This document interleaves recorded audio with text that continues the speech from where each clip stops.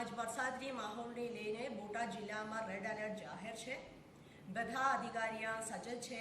કોઈ પ્રકારની જાનહાનિ યા નુકસાનની રિપોર્ટ હજી સુધી નથી। કોઈ પણ એમરજન્સી હોય તો તંત્ર બધી રીતે તત્પર છે આ સામના કરવા માટે। ડેમની પણ કોઈ ઓવરફ્લોની કોઈ પરિસ્થિતિ નથી। અત્યારે કોઈ રોડમાં પણ વોટર લોગિંગની પણ કોઈ ઇશ્યુ નથી। આ બધી રીતે બધા બોટાદવાસીઓને હું વિનંતી કરું છું કે બધી રીતે વરસાદની માહોલને લઈને કાળજી રાખવા માટે અને અમારી ડિઝાસ્ટર મેનેજમેન્ટ પ્લાન પણ એક્ટિવ છે।